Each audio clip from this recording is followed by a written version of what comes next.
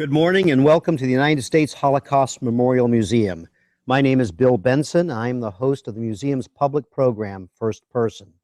Thank you for joining us today. We began our 16th year of the First Person program yesterday. Our first person today is Mr. Steve Fenves, whom we shall meet shortly. This 2015 season of First Person is made possible by the generosity of the Lewis Franklin Smith Foundation with additional funding from the Helena Rubinstein Foundation. We are grateful for their sponsorship. First Person is a series of biweekly conversations with survivors of the Holocaust who share with us their firsthand accounts of their experience during the Holocaust. Each of our First Person guests serve as volunteers here at this museum. Our program will continue through mid-August. The museum's website at www.ushmm.org provides information about each of our upcoming First Person guests. For the first time today, a First Person program will be live streamed on the museum's website. This means hundreds of people will be accessing the program via a link from the museum's website and watching with us today from across the country and around the world. A recording of this program will be made available on the museum's website. And we invite those that are here in the audience today to also join us on the web when another First Person program is live streamed on April 15th during Days of Remembrance. Please visit the First Person website listed on the back of your program for more details. Anyone interested in staying in touch with the museum and its programs can complete the Stay Connected card that you'll find in your program or speak with a museum representative at the back of the theater. In doing so, you will receive an electronic copy of Steve Fenves' biography so that you can remember and share his testimony after you leave here today. Steve will share his first-person account of his experience during the Holocaust and as a survivor for about 45 minutes. If time allows, there will be an opportunity for you to ask Steve some questions at the end of the program. The life stories of Holocaust survivors transcend the decades. What you are about to hear from Steve is one individual's account of the Holocaust. We have prepared a brief slide presentation to help with his introduction. And we begin with this portrait taken in 1940 or 1941 of Steve Fenves and his sister Estera. Steve was born on June 6, 1931 in Subotica, Yugoslavia. The arrow on this map of Yugoslavia in 1933 points to Subotica. Steve's father, Louis, was the manager of the printing plant of a Hungarian-language daily newspaper and would later become the editor of that same newspaper. His mother, Claire, was a graphic artist. In this photo, we see Louis and Claire at a horse race in Subotica in the 1920s. In this photo, we see Steve and his family on an outing to a farm in the summer of 1940. In 1941, Germany attacked Yugoslavia, and its ally Hungary occupied Steve's town. Life changed immediately for Steve and his family. Jews in Subotica were subjected to Hungarian racial laws, which were modeled after those in Germany. From September 1940 to May 1944, Steve's family lived in one corner of their apartment. In May 1944, Germany occupied Hungary, and Hungarian occupied territories like Subotica.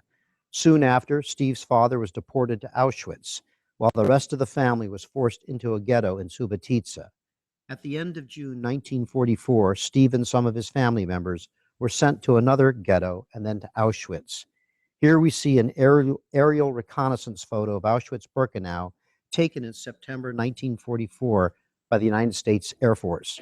The arrow points to the barrack that Steve was in from June to October 1944. In October 1944, Steve was sent to another camp at Neer, Orell. On April 1st, 1945, Steve was sent on a death march to the Buchenwald concentration camp. Steve was liberated by the Americans on April 11th, soon almost 70 years ago to the day. He was placed in a field hospital established at Buchenwald, which is seen in this photo. 4 months later, Steve returned to Subotica and was reunited with his father and sister, but his father died less than 6 months after returning to Subotica. Steve's mother perished at Auschwitz. Steve and his sister immigrated to the United States in 1950. After arriving in the United States in 1950, Steve was drafted into the United States Army in 1953. After his discharge, he enrolled at the Champaign-Urbana campus of the University of Illinois, where he would eventually earn his PhD in civil engineering and begin a 42-year academic career in the computing field at the University of Illinois and later at Carnegie Mellon University in Pittsburgh. After retiring from Carnegie Mellon in 1999, Steve and his wife Norma, whom he married in 1955, moved to the Washington, D.C. area, where he worked 10 years at the National Institute of Standards and Technology, or NIST. Steve and Norma have 4 children. Gregory is provost and executive vice president at the University of Texas at Austin. Carol is special assistant to the New York City Commissioner of the Department of Design and Construction. Peter is a professor of humanities at Northwestern University, and their youngest, Laura, is a human resources consultant here in the Washington, D.C. area. Steve and Norma have 7 grandchildren between the ages of 7 and 29, and I'm pleased to say Norma is here with Steve today. Norma, if you would give a little wave. Thank you.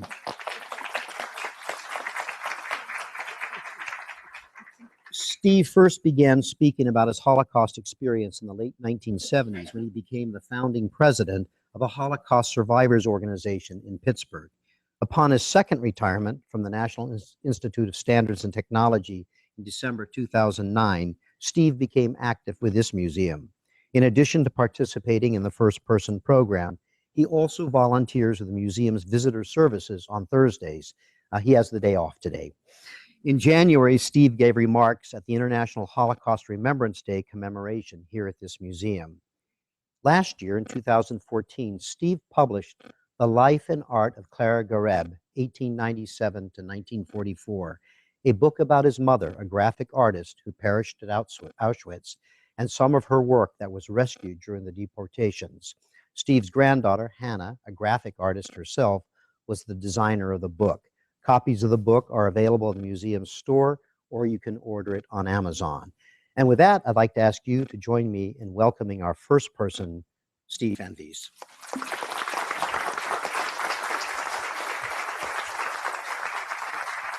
Thank you, Bill.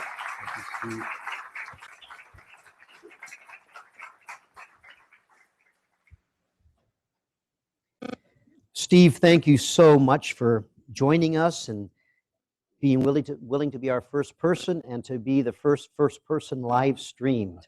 Yeah. Pretty remarkable. Yes. You have so much to share with us in a short time, so we'll start right away. Steve, you were nearly 10 years old when the part of Yugoslavia where you lived was occupied. And of course, your family's life changed forever after that. But before we turn to that time, why don't you tell us about your family, your community, and yourself in those first 10 years of your life before the war began? Okay, thank you. Subotica was part of Hungary until the end of World War, when the new country, Yugoslavia, was formed. That portion was turned over into this new country. So we lived a very normal life. The fact that we spoke Hungarian at home and learned Serbian in school didn't bother anybody. I mean, everybody lived that way. We lived a very comfortable, upper middle class life. My father, as Bill said, was manager of the printing plant. And then when his brother, who founded the paper, passed away, he took over the editorship. My mother at that time was not very active in doing art, but she did some commercial work, some paintings. Family well off, a maid, a cook, and what was very important to my generation of my parents, a governess who taught us perfect German, because at that level of Hungarian speaking society, you had to speak perfect German.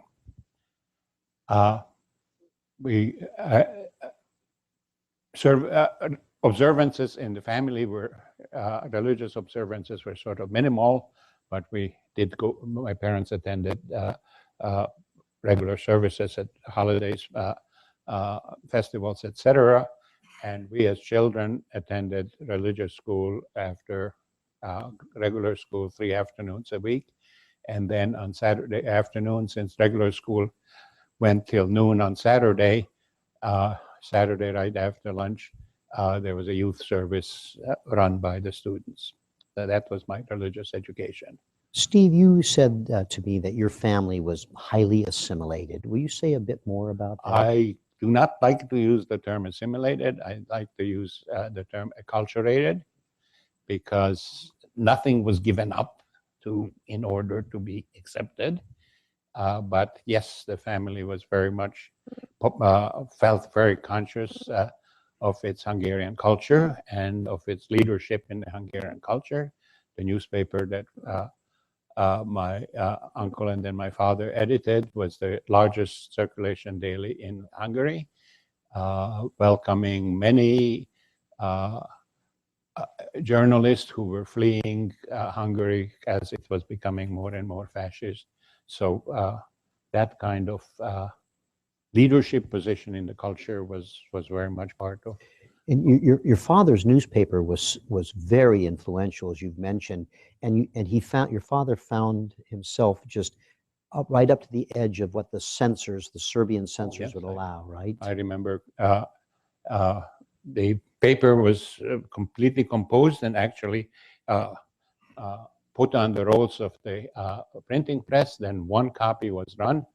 That was taken to the censor's office, and the censor would strike out whatever he didn't like. If it was a full page, then the page appeared blank. If it was smaller than a page, it was just chiseled out by the mechanics right on the press, and that's how the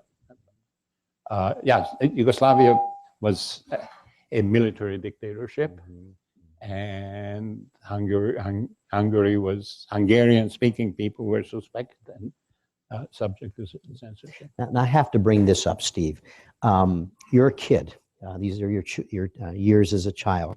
You mentioned to me that Wednesday afternoons was a time off for the governesses and maids, and so you had free reign with your 7 cousins, and you did terrible things. Yep. Let's see, 2, 5, 7 cousins living in Subotica, 1 living in Budapest who occasionally joined us.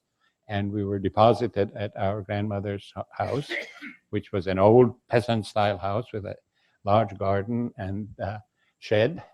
And we were let loose, and we were pretty loose. And I must admit, I, being the youngest of 7 or 8, was always delegated to do the nastiest parts, and I willingly did it. For example, in a society where there's no refrigeration and everything for the winter has to be canned or preserved, we went in our grandmother's pantry, soaked off all of the labels from all of the cans and jars, and randomly replaced them. That's what kids do. I mean, it transcends the generations. Stephen, in 1941, Germany invaded Yugoslavia, and Germany's ally, Hungary, occupied the part of Yugoslavia where you lived. From the first day of their occupation, your family and your community were immediately subjected to profound upheaval. Tell us what happened to your family after the Hungarians arrived. On the very first day of occupation, my father was forced out at gunpoint from his office. The newspaper and the printing plant confiscated by the military, turned over to an Aryan manager who definitely intended to bankrupt the family. One of his early actions was to block access to the family banking account to my aunt and my father, and then charging the entire payroll of the entire plant to that personal account. So that my father's wealth lasted a week. And he's now out of work. And he's now out of work. The other thing, sorry to correct you on your introduction, Hungary trailed Germany in many anti-Semitic laws, but in some cases, in one case, it preceded that. Hungary introduced a law called numerus clausus, which restricted the number of Jews in higher education to the percentage of Jews in the total population. Higher education starting at 5th grade. So the German gymnasium scheme operated in Hungary as well. So one of the first things I had to do is to cram for that entrance exam. My father, having nothing else to do that summer, coached me, and I was one of the 9 out of 40 or so kids who was accepted. Half of the apartment was taken away.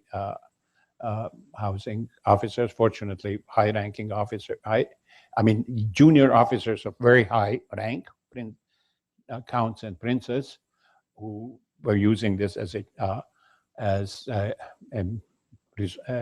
second home, and from that point on, for the next 3 years, everything depended on my mother, who quickly found out that her knitting work could be sold by my aunts living in Budapest at much better price than she could sell in Subotica. So she developed a major enterprise, cousins, friends, etc., doing knitting, later also weaving of everything to my mother's design, which then was shipped to Budapest and sold, and that was a large part of our income, in addition to selling things like my stamp collection. Yes, I know that you want. I was very proud of my stamp collection. My father instructed all the local editors and local distributors of the paper to correspond with the newspaper, not with regular stamps, but with whatever special stamp was available at the post office, which I made the grand tour of all of the desks and collected all of these stamps every week, and soaked them down, packaged them, and instructed my father whenever he went to Belgrade and Budapest to trade them for stamps that I needed. So that was one of the early things that went. Silverware, etc., everything went. Steve, you had mentioned earlier that you had a German governess. Yes. On the very first day of the occupation, she left. Right. Why was that? Well, I think very first day of the occupation, the current law of Hungary was announced that Gentiles were not permitted to work for Jews, but the governess, who was Volksdeutsche, German national, didn't even wait for that order. She announced that she wasn't going to spend one more night in a Jewish house, and she just packed up and left. That was the greatest liberation that my sister and I experienced. Steve, during that time, what happened with your education? Well, as I said, I had the academic high school, but Jews sat in the back, never addressed by the teacher. There was no point raising your hands for the answer because the teacher was never going to even look at you. I guess I got a good education, but not from the teachers who were all. I can't tell who was more anti-Semitic, the ones who were brought in from proper Hungary, or the locals, including some who had worked for my father, who then had positions in the high school. It was, every day was a humiliation, and my parents had to force me to go to school. My sister never. That's what I was going to ask about Estera. Just absolutely refused to go to school and to the academic high school in that terms, and she was accepted in a parochial school run by I don't know the order, but the Catholic schools, including the offshoot of the Jesuit schools, never honored the numerus clausus law in Hungary.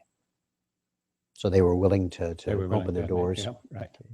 Steve, you've of course told us that on the very first day of the occupation, your father lost his newspaper. After that, there was a trial over the newspaper. Will you tell us a little about Yeah, that? and, I don't know the date, 42, 43. The takeover had to be legalized, so there was a trial of all the misdeeds that warranted the confiscation, and it was so my father and my aunt just refused to attend. I think my sister attended one day, but some of the and my father and aunt were heartbroken because people who had worked for them were making incredible accusations. One of the accusations was that disrespect for Christianity by having the workers work on Sundays to produce Monday's paper. The fact that every other paper Worked on Sundays for Monday. to produce Monday's paper didn't count. This was one of the indictments that justified the confiscation of the paper. This obviously was just a terrible time for your father. You said to me that coaching you must have been a big source of emotional outlet. Oh, I'm sure of that. Yeah. Can you say just a little bit more about that? Well, yeah, my father valued his education. He was valedictorian of his high school class, gymnasium class, which meant when that occurred that he had to give his valedictory speech in Latin. And so, I mean, he never said any specific one. I don't remember, but I'm sure that it was a source of pride and a source of satisfaction that he could help me. During that period leading up to 1944, of course, events elsewhere in Europe were horrific. The Holocaust was underway. Did you have any idea what was happening elsewhere in Europe during the war? Yeah, there's some inkling, some news, some people fleeing from Poland. There were warnings, but my family and I think the upper crust of Hungarian Jewry just could not accept that this was happening because they were so, excuse me, so closely associated with Hungarian and German culture. Just as an example, two of my cousins were drafted into the Hungarian forced labor service, which was the equivalent for military service, and they used these forced laborers in horrendous, horrible conditions. Many died, including my middle cousin. Two of them were home. I think there was such a thing as leave. They were at home at leave, and they went to their mother and said, the partisans are on the other side of the Danube. They would, at night, they would swim across the Danube and join the partisans in the woods. And my aunt, who sort of was the controlling force in the whole family, just went ballistic. No self-respecting Jewish boy will swim across the Danube at night and join those people in the woods. And she just nixed the whole thing, and her middle son died under really horrible conditions on the Soviet front in a forced labor camp. Despite how bad all these circumstances were, they were about to turn infinitely worse. In the spring of 1944, with Hungary about to capitulate to the Allies, Germany moved quickly to occupy Hungary and the areas it had occupied, including your town. Conditions for your family turned worse immediately. Tell us what happened as soon as that happened. Okay. 600 German soldiers constituted the total occupation of Hungary. 600. Yes. Within 4 weeks, 400,000 Jews were deported to Auschwitz. Now ask yourself how 600 soldiers can marshal the facilities to take 400,000 people out of their homes, move them in temporary quarters, do the logistics of getting trains in place, and pack these people on trains in boxcars to Auschwitz. The answer is that there was no German around when we were deported. The Hungarian state police, if you go to the collaborators exhibit, you'll see them, black hats with black cock feather waving, had the plan ready. They just needed the Germans' authorization, and the entire thing was organized, performed, and executed by the Hungarian gendarmes. That was the extent of the occupation. What happened to your father? My father was taken very early by Hungarian detectives in civilian clothes, deported to Auschwitz long before us. 3 weeks later, we were put into these horrible makeshift quarters for a couple of weeks, then to another makeshift arrangement. A small village was converted to a concentration camp, and from there on, loaded on boxcars and shipped to Auschwitz. When your father was taken, did your mother have any idea where he went? No. No idea, no communication whatsoever. And when the rest of the family was then forced to go into the ghetto, you described to me that that day is one of your grimmest memories. Yes, very much so. We lived on the second floor, and we had the orders to move out with whatever we could carry. And by that time, the word got around, I don't know how, but the entire hallway and the entire stairway was lined with people waiting to enter and ransack the apartment. And as we were leaving, yelling at us, screaming at us, spitting in our face as we left. And some of these were people you knew? Yes, including people who had worked for my father. But among them was our former cook, whom we had let go. We had to let go 4 years earlier because we didn't have the money, and because the law said that we had to let them go. She lined up with the looters, got hold of my mother's cookbook and a large folder, and stuffed into it all of the artwork on paper that she could find, and took it. She kept it. She returned it to us when we returned after the war, and she sent it us when we came to the States, and the cookbook is at the exhibit down the hall. And some of those pieces of art are in your, And those are the book? pieces of art that finally, under pressure from children, grandchildren, and particularly 2 daughters-in-law who threatened to do it on their own, I produced this monograph. Steve, what was it like for you and your family when you were forced into the ghetto? What were conditions like? 3 families in one room, no sanitary conditions, miserable food, etc. I was one of the few people who were allowed out of the ghetto as soon as the occupation started, and I started working in the machine shop of a former employee who happened to be a Serb and therefore was discharged by the Hungarian administrator. I worked in his machine shop, and I had a pass to exit the ghetto every day.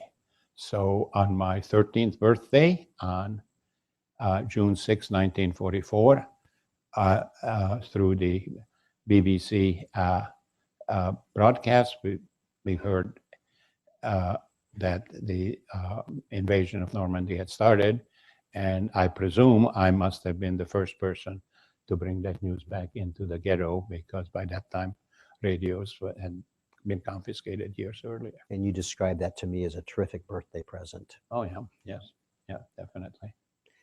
Steve, you weren't in the ghetto for very long before you were forced out and sent to Auschwitz. Tell us what you can about going to Auschwitz and what happened once you arrived there. uh, boxcars were lined up. Hungarian gendarmes pushed you in, 60, 80 to a boxcar. One bucket for sanitation, which of course didn't last very long. People barely able to sit down at first. No food, no drink, nothing for, I mean, I don't know the exact time, but it must have been 4 or 5 days and nights. People going mad, people dying, which meant that you could stack them in one corner and free up a little space for sitting down. We of course, didn't know where we were going. Arriving at this siding and this incredible thing facing you, I think the first thing that I remember was the smell, the stench of burning flesh, and the smog falling down, including small pieces of prayer books burnt. The next thing was this wave of SS and camp inmates throwing you out of the boxcar. Those of you who've seen Schindler's List may remember the nice, gentle ramp on which the children were allowed to descend with dignity from the railroad car. There was no such thing. You had two choices: you jumped out, or you were thrown out. Lined up, thousands and thousands of people, women on one side, men on the other side. It was my last look at my mother and sister. Men, four or five abreast, in front of this German officer. Now, most of the people you've interviewed will have told you at this time that Dr. Mengele selected them. I can't make that statement because I was not introduced to the gentleman. He just waved me this way rather than waving me that way. That was my total interaction with him. But anyhow, we wound up in this huge facility, stripped naked, shorn of all hair, disinfected with some horrible stuff. Hours later, given some tattered clothing and broken down shoes, no underwear, no socks, nothing like that. Eventually, we could trade with each other to get some shoes that were usable. Marched at running speed into the compound that you showed. And the following morning, lined up for the first food in 6 or 7 days, which until you had a cup, you took it in your hand. So conditions were horrible. One day a week, one occasion a day to go to the latrine. Older inmates advise you to take a pebble so you have something to wipe yourself at the end of using the latrine, because toilet paper was not one of the things provided. Food, horrible. And very soon, understanding that the other side meant the gas chamber and the crematorium. Auschwitz, in addition to being a extermination camp, was also an enormous holding pen for potential slave labor. Think of the stockyards in Chicago or other places in the Midwest. Living beings boxed in, waiting to be selected. That was Auschwitz. And German civilians, military, came on a regular basis, selecting workers for factories, quarries, road work, whatever. The trouble is that I and my buddies were placed in what was called the boys' barracks, most of us in the age of 13 to 15 or thereabouts. And people who needed slave labor never stopped to select from that crowd because they wanted laborers. So you just die in the spot. your body dies before your mind dies. You could see these people shuffling around totally aimlessly, eyes turned in, no sense of where they were, dragging themselves throughout the day and the evening. In the morning, when crews came to collect the dead of the night, they were as likely to pick up these half-dead people and throw them on the cart and take them directly to the crematorium without bothering to take them through the gas chamber. Steve, you arrived at Auschwitz with your mother, your sister, and your grandmother. What happened to them? My grandmother missed one leg below the knee. She was gassed right away, I'm sure. My mother was very tired, had asthma, and I'm absolutely sure, I have no direct information about her passing away, but I'm sure that she was one of these people who just deteriorated to the point where she was carted away with the dead. My sister, we'll get to it in a minute. I had the opportunity to meet her in Auschwitz, which was not a common opportunity, and she eventually was sent out to work in a factory threading filaments in light bulbs, and eventually was liberated in Bergen-Belsen. You ended up getting chosen to be an interpreter. Yep. Tell us how that happened. At that, when we got to Auschwitz, the overseers were German criminals brought in from prisons to serve as overseers. Very cruel, very terrible people. They spoke German, and the inmates spoke Hungarian. So one of them needed an interpreter. I spoke better German than he did. Didn't take long to convince him to pick me as an interpreter. The benefit was that after the inmates were fed, I had the opportunity to scrape out the bottom of the barrels from which they were fed. Please. The compound compound C was well known in the Holocaust literature because 1/4 of it was occupied by gypsy families, not labor-age men, but older men, women, children. One night, they were exterminated. We were locked up in our barracks, but we could hear the screams, the yells, the shouts. And next morning, there was this deathly quiet. And as an interpreter, I had access to the front of the barracks so I could peek out. And I saw inmates whitewashing, emptying the barracks and whitewashing the inside and the outside.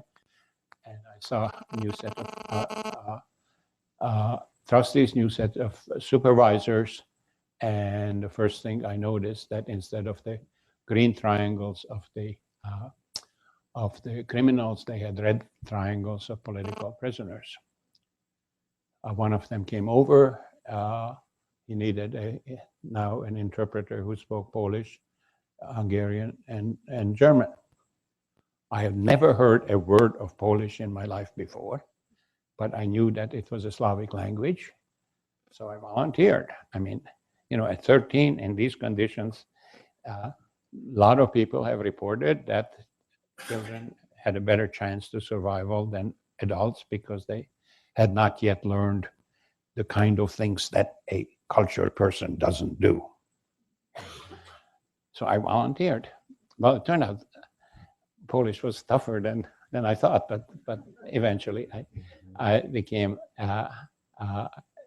worked for a whole group of couples. These were political prisoners, anti-Semitic, but decided that for the duration of the hostilities, that didn't matter. They we had the common enemy. And so one of my jobs was to interpret for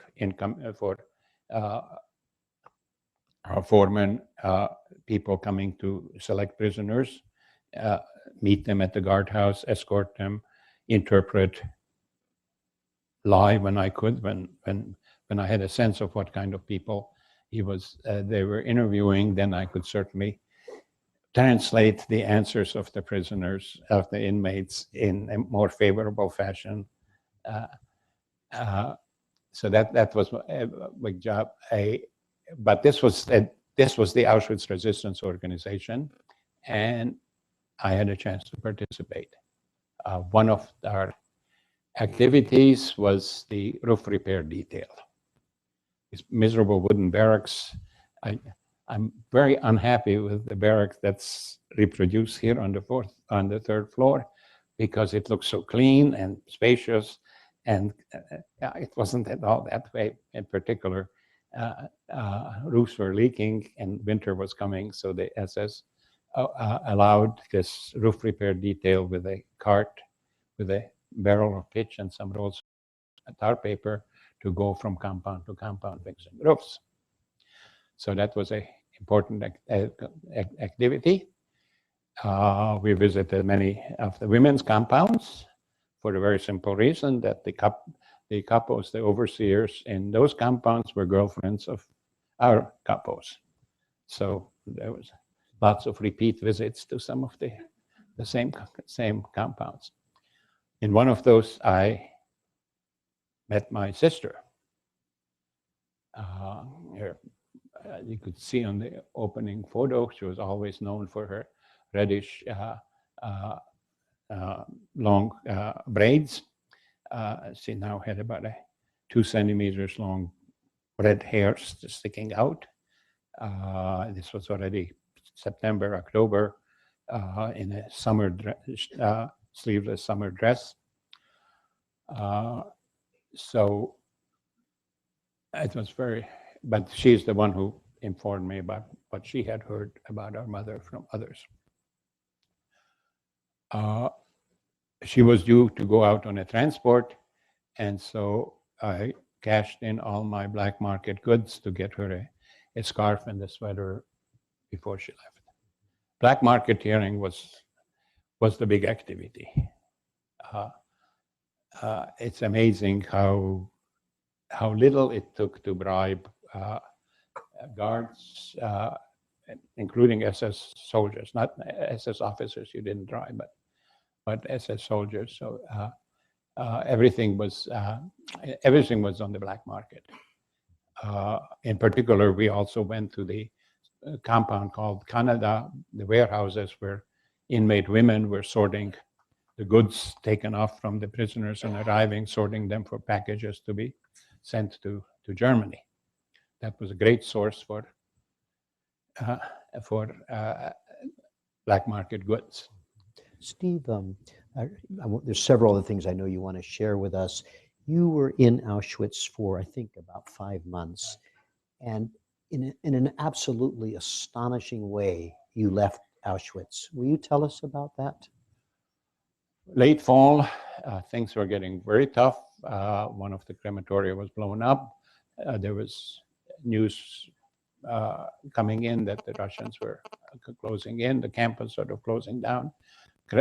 Selections became very much more severe, and the Polish capos who promised to guard me for the rest of until we were liberated, decided that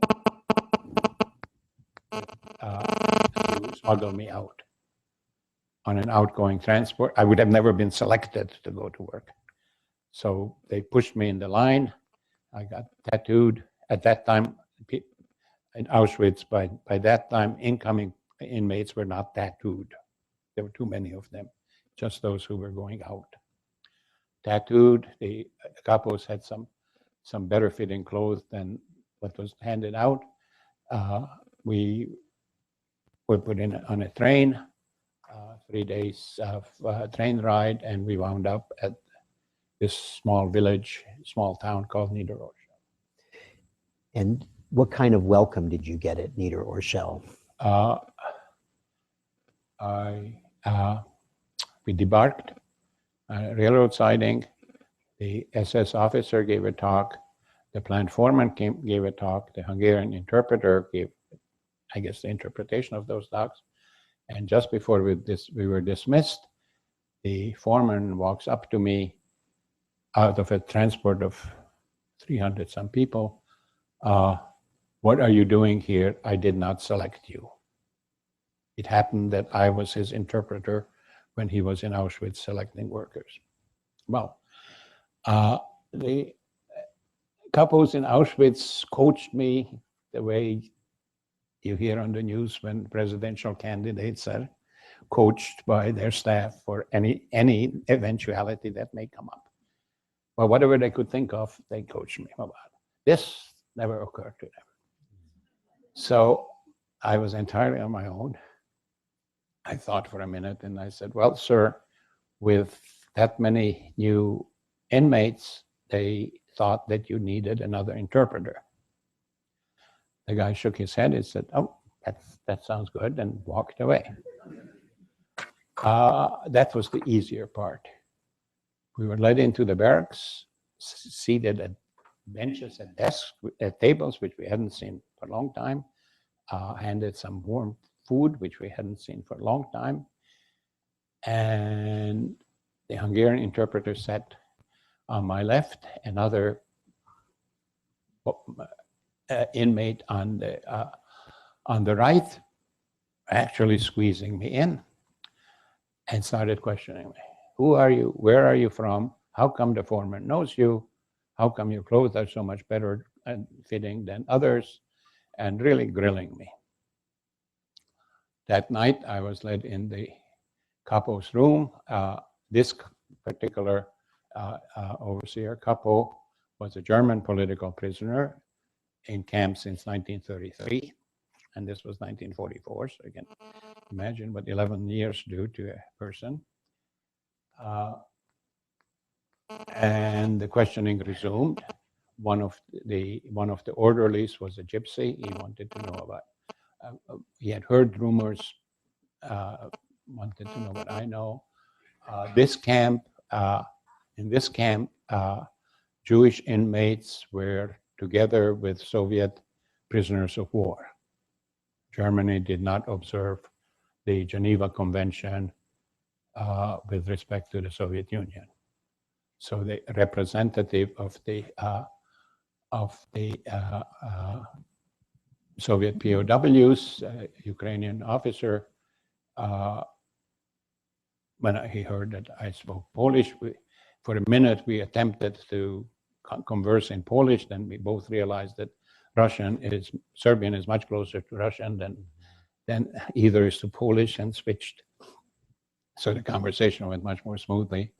But anyhow, most of the night I was grilled by these people, and sort of the terrain changed because they realized that I knew a lot more about Auschwitz. The normal 90% of the people who survived Auschwitz were there for 4 days or less. Mm-hmm. And you'd been there for 5 months. And I've been there for 5 months. So I was accepted into their organization. Steve, you would, I know I'm jumping ahead here, but you would stay at Neer or Orell for almost 6 months until April of 1944, Right. when you were forced on a death march. Right. Tell us about that march and about your liberation. Okay, well, just a minute about Neer or Orell. It was a Fokker-Wulf factory owned by Messerschmitt later, producing wings for fighter planes. I guarantee you, we did not collaborate with the enemy because not one of those wings ever flew. This was a last attempt by Germany to disperse its industries, but this village with one railroad line, material coming in and wings going out, the railroad line was bombed at both ends, so we were sort of doing nothing. Anyhow, they collected us. When they announced, well, we knew that the march was coming because the same kitchen produced the guards' food as well as ours, and the inmates taking the food to the guards saw them packing. Saw the guards packing. Saw the guards packing. The younger people, they immediately, without a call, all of us in the organization were in the capo's room in less than a minute. The younger people wanted to stage a fight. We had keys to all the guards' rooms, including their weapon room, and they thought we could. Question: how do you get a set of counterfeit keys in this situation? Answer is very simple.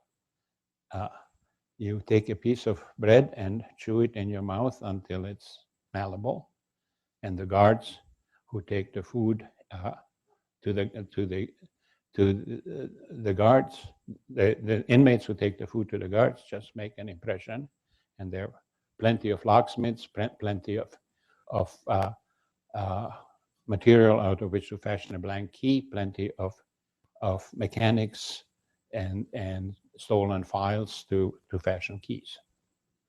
Anyhow, the older people didn't want to go along, and so we marched.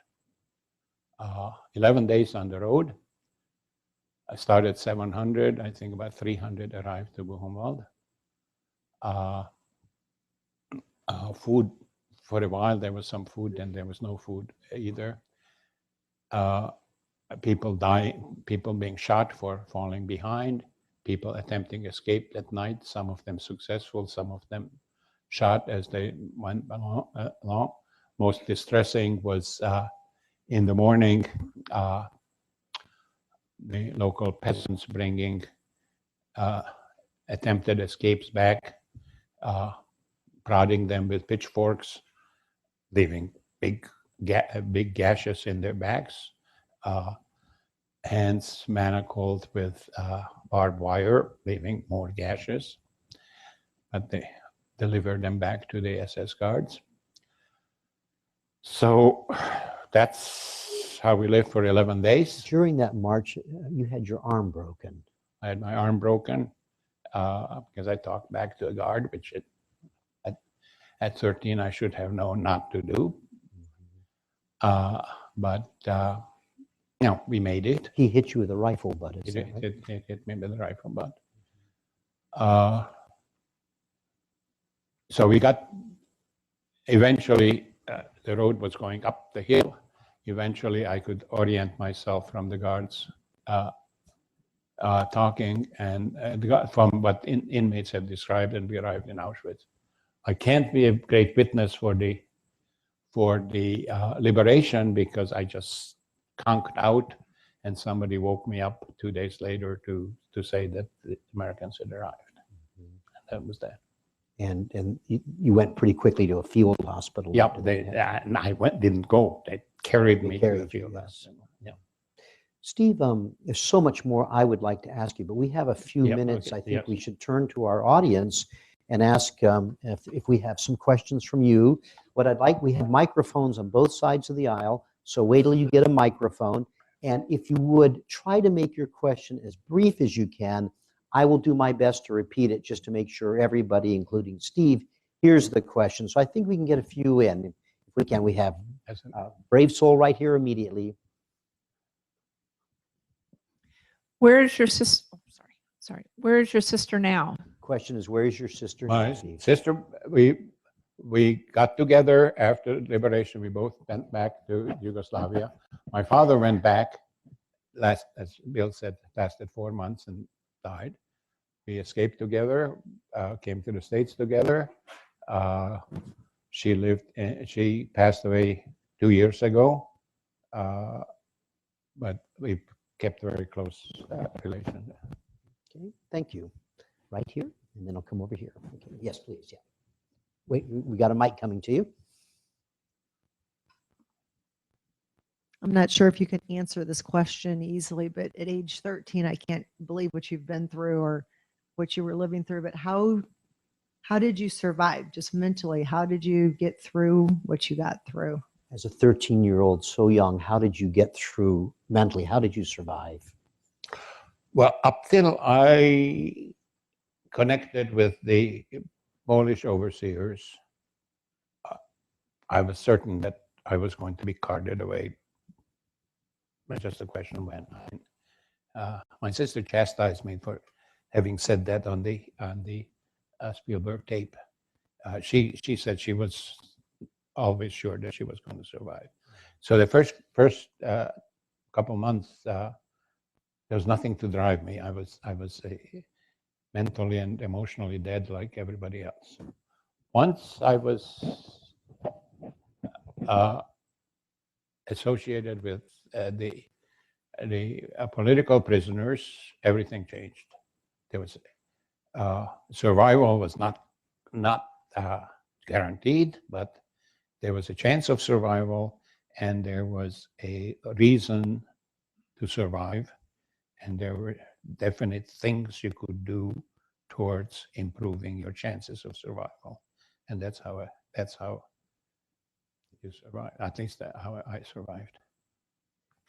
Jude, do you have a question from Steve, we've got people tweeting at us all over the place, students watching in California, in Georgia, and Pennsylvania.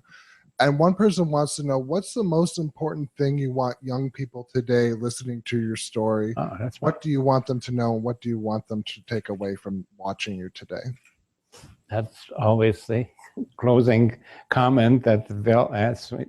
Bill always asks me for a closing comment. That's always it. You have to be on guard for any form of discrimination, inequality, persecution. They may sound insignificant to you now. They may sound like a fun thing to do on Twitter or other social media, but they are just as likely to escalate into more serious things. And when it is supported and authorized and even abetted by the government and the police, then it leads to genocide and worse.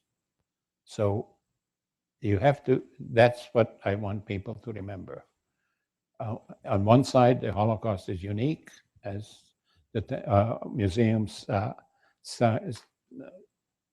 statement indicates. The Jews were specifically picked to be annihilated because they were Jews, but the Holocaust also has an enormous universal significance, because once hatred, persecution, intolerance arises, it is very easy for it to be channeled into more severe things, including murderous things. That's what I hope to transmit to the young people.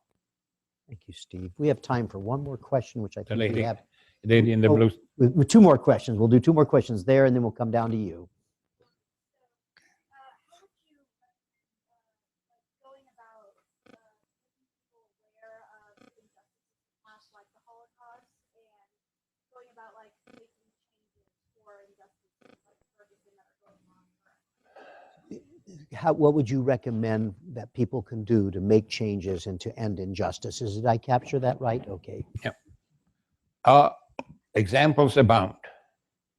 Ferguson, Missouri, started with one person and one officer. Immediately the next day, hundreds and hundreds of people marched, brought flowers to the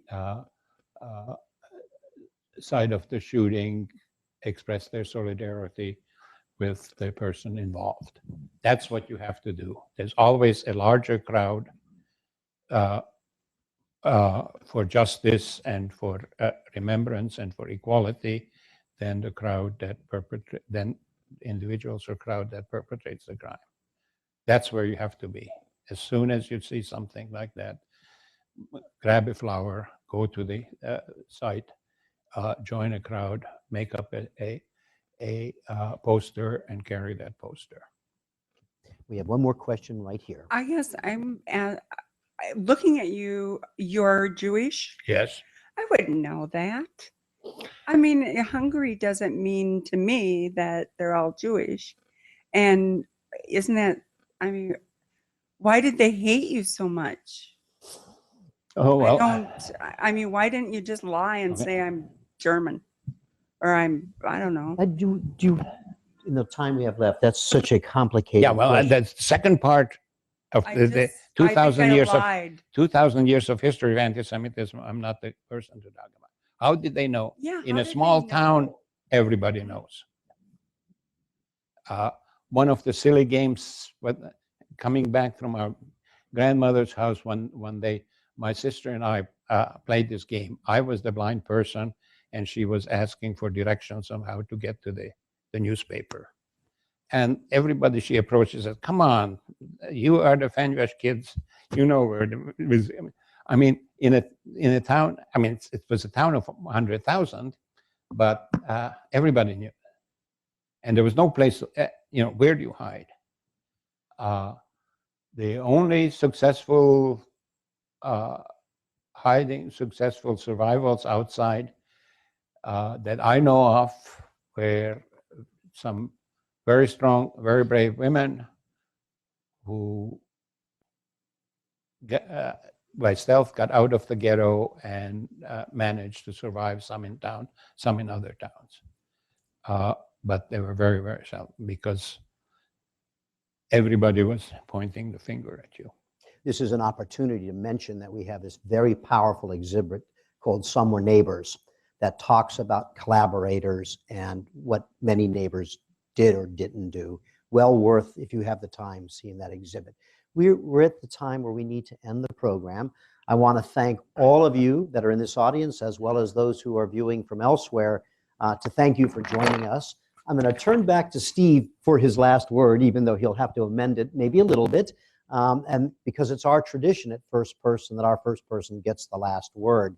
But before I turn back to Steve, I'm going to ask Joel, our photographer, he's going to come up on stage and take a picture of Steve with you as the background. And it just really is really a nice portrait. So he's going to come and do that. So if you'll stay with us for that. And then, because we didn't have time for Steve to answer many other questions folks have and many other things he has to share with us, please feel free after the program. Steve will stay here on the stage. If you have a question or just want to say hi to him, shake his hand, whatever, take a picture, please feel free to come up on the stage and chat with him afterwards. So please, that's an open invitation to do that if you wish. So on that note, I'll turn back to Steve for his last word, and then Joel will come up and take a photograph. Well, as I said, I always attempt to explain why I'm doing this. As you can tell, it's not the most pleasant thing to go through. I do it because I feel an obligation to my family who perished, millions of people who perished, people who came out affected much more strongly than I have been, that something needs to be done, that we all of us who have been through that have to speak up so that this event doesn't happen again, and to put the responsibility on you to make sure that the history will not repeat itself. Thank you, Steve.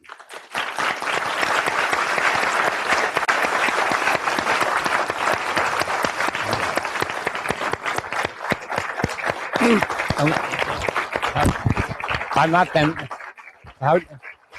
How far to the edge? You could stand right here. On the Okay. edge of the carpet, Okay. Right there. All right. And if you could point your feet towards the flag. Okay. I've not done this before.